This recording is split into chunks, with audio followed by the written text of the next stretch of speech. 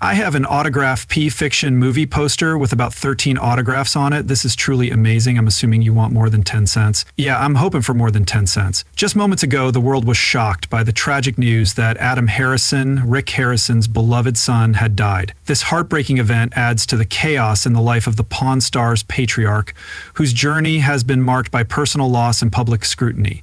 Let's go deeper in to find out the shocking truth about Adam's untimely death, a revelation that will leave you speechless in the shadows behind the pawn counter. Rick Harrison was born in 1965 into a family of 4 children. At first, life seemed normal, but things quickly went downhill. The death of his oldest sister, Joanne Harrison, was the first of many blows to his childhood. Took another hit when he was only 8 years old and started having seizures. He was stuck in his own world and found escape in books. Reading wasn't just a hobby, it became a passion that shaped his future.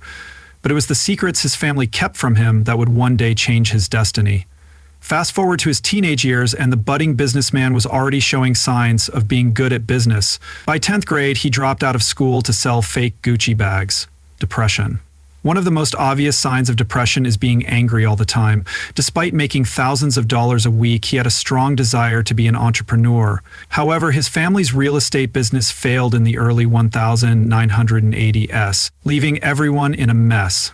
As if that wasn't bad enough, his personal life hit a new low when his girlfriend Kim had a miscarriage with their first child.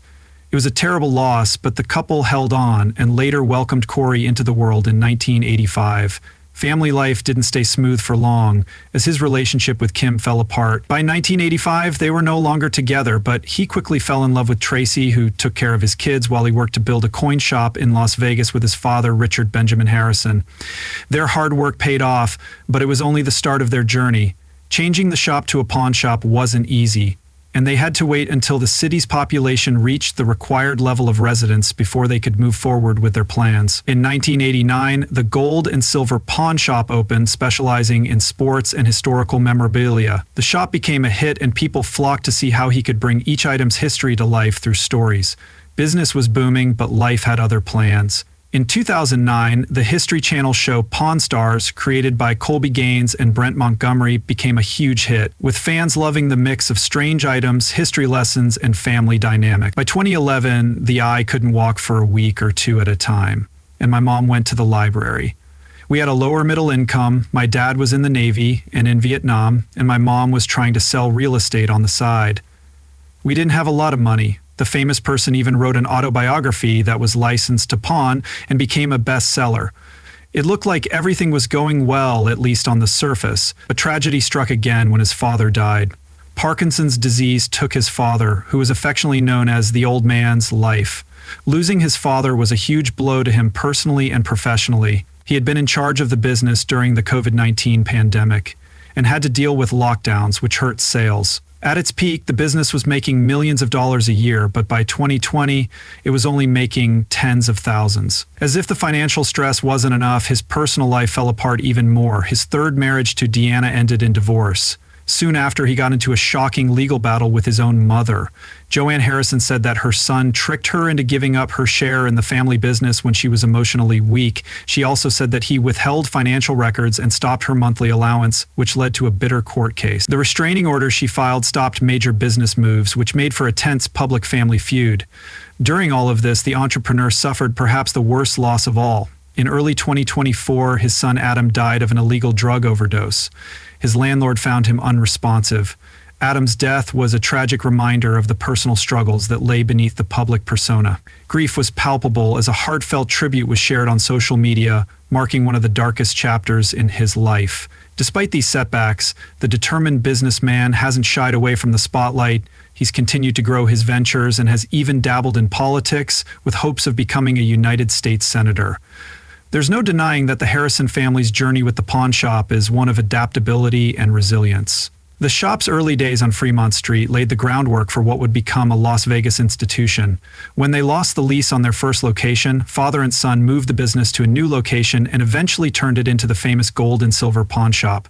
They overcame problems like strict rules and regulations, licensing laws to create a place where history and commerce could meet in interesting ways. The shop's early focus on historical artifacts and sports memorabilia made it stand out from other pawn shops. The shop's passion for history gave each item a unique story, which drew in customers and helped build its reputation. Over time, jewelry sales became the main source of income, helping the business grow. By the mid-2000s, the shop was lending millions of dollars a year and earning hundreds of thousands of dollars in interest. This financial success paved the way for when the shop became famous on TV. Pawn Stars, the family story, was seen by people all over the world.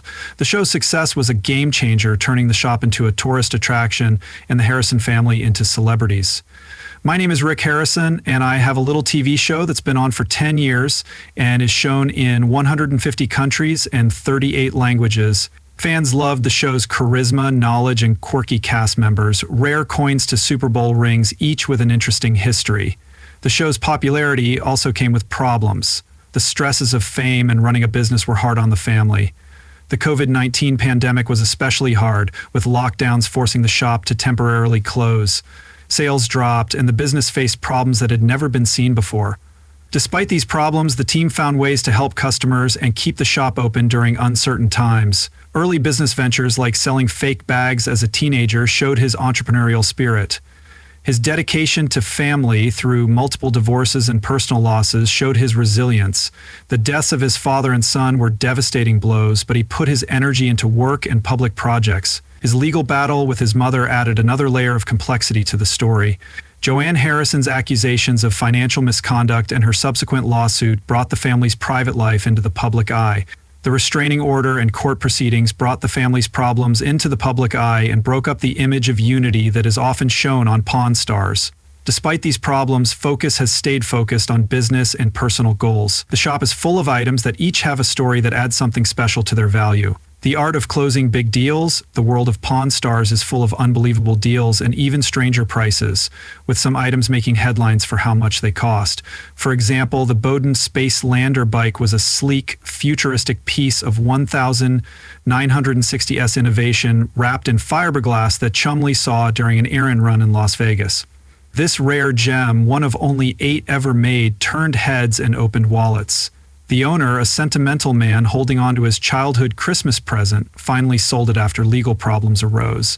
He had hoped to get $20,000 for it, but negotiations brought the price down to $8,700. Back at the shop, Rick gave Chumley a pat on the back and a $1,000 tip. Getting a good deal on something that could sell for more than $20,000 was a bonus. Another treasure that was found in the shop was a tarnished gold bar that had been taken from someone's attic. As a pawnbroker, for as long as I can remember, you can tell real gold when you see it and judge it by its weight. There's a lot of it for 1971. The bar's surface was covered in coral and seaweed, which suggested that it had been submerged in water for hundreds of years and belonged to a man's grandmother. It was found during the Great Depression, when hoarding gold was illegal. An expert appraiser put its value at $48,000, which is twice the melt value of regular gold bars. The treasure, which sold for an undisclosed large sum, became a talking point in the shop and a sign of hidden fortunes waiting to be discovered. Undiscovered coins have also been given shockingly high values. For example, a hopeful seller brought in a Spanish Atascudo piece that was minted in Lima, Peru. The coin's value went through the roof after experts explained its history. The gold coin was made during Spanish colonial rule and had the Latin phrase plus ultra on it. It was a symbol of Spain's global expansion. The seller had set the price at $2,000, but it ended up selling for $111,000 after some classic back-and-forth haggling. On the heavier side of collectibles, a Spanish bronze cannon from 1782 came into the spotlight, complete with intricate details and historical significance. This piece of artillery demanded attention, and it was fired during its evaluation. Rick was able to get the price lowered from $50,000 to $42,000, which is a solid bronze piece. They use bronze because it's stronger and better at sea, where salt didn't break it down like iron did. This was a deal that celebrated both historical preservation and practical functionality. Art often steals the show on Pawn Stars, and Jean-Michel Baut's rare mixed media postcards were no exception. Without paperwork, their authenticity hung in the balance until an expert's opinion. Validation gave them the go-ahead, and they were first listed at $38,000 each. Rick bought the whole lot for $50,000, which was a good deal considering how much each piece was worth. A 1918 Federal Reserve note and an 1882 $5,000 gold certificate showed the allure of old paper money with intricate designs and ties to people like John Marshall. These notes sold for a lot of money. The reserve note alone was worth up to $30,000, and the gold certificate's unique restoration history brought its Rick skillfully negotiated the pair for $35,000, adding another historic find to the shop's collection. Jewelry lovers would be interested in a spider-shaped brooch brought in by a seller who couldn't stand spiders. It was made by Peter Carl Fab and had onyx, platinum, diamonds, sapphires, and rubies. The seller was hoping to get a couple $1,000s for it, but Rick's knowledge of its imperial Russian roots and rarity led to a final offer of $115,000. The high-value purchase included a vintage pocket watch that belonged to John Hancock and his waistcoat. This 18th century timepiece made of 18-karat gold was a sign of wealth and status in New England during the Revolutionary War. The seller was asking for $150,000 for the watch, but the price that was agreed upon was $125,000, which was a fair price for such a historic item. Another unforgettable purchase was the A.R.'s Pig Royal Oaken of Days edition, a watch made for Arnold Schwarzenegger's action-packed movie End of Days. Only 500 were made, making it a collector's dream. The seller wanted $40,000 but settled for $32,500 when they realized Rick's offer was fair in the current market. From classic cars to rare artifacts, the shop is where history and craftsmanship meet. Wheels, Wares, and Wonders also has jaw-dropping cars, like the immaculate 1932 Ford Roadster Model B with only 450 miles on it. A detailed evaluation by car expert Danny Coker confirmed the car's rarity and value. After intense negotiations, Rick bought the car for $68,400, which was a great deal considering its condition and historical importance. Sports memorabilia also showed up, including a rare 1968 Mickey Mann baseball card that caused quite a stir. It was perfectly preserved and authenticated by a professional, making it a treasure for any collector. The seller had originally asked for $50,000, but Rick's negotiation skills got him the price lowered. The price was lowered to $45,000, making it a good buy for the shop. A more unusual item was a 1974 Evil Nil pinball machine, which was a tribute to the famous stunt performer. The machine was in great working condition and came with its original arm artwork. The seller wanted $10,000 for it, but Rick bought it for $8,000. It's now part of the shop's collection of nostalgic items. It was originally listed at $100,000, but the photos and detailed history of its ownership made it much more valuable. Jimi Hendrix was an icon. This guy played the guitar in ways that no one else had before he played CP. The seller agreed to sell it for $85,000 after experts confirmed it was real. Books and literature were also included, with a first edition of Charles Dickens's A Tale of Two Cities. Bound in leather and bearing an inscription from the author, was a rare find worth $75,000, but Rick was able to get a deal for $60,000. This added a literary treasure to the shop's collection. Military memorabilia also stood out, like a World War II pilot's flight jacket with squadron patches and a written history of missions flown. This piece of history was originally priced at a high $25,000, but after talking to an expert, Rick bought it for $220,000, realizing its historical and collectible value. Another interesting item was a 1964 Beatles concert poster. A lively and quiet poster advertising one of their early performances in the United States was worth $155,000. The seller accepted Rick's offer of $122,000, adding a piece of music history to the shop's walls. A 19th century Winchester rifle also showed up, attracting attention for its perfect condition and ties to the Old West. The seller wanted $75,000. But Rick bought it for $65,000 after an expert appraisal and negotiation, knowing its value to Americana collectors. An expensive purchase was a 19th century diamond tiara made by a famous European jeweler. The tiara had over 50 carats of diamonds and intricate metalwork, and the original price was $200,000.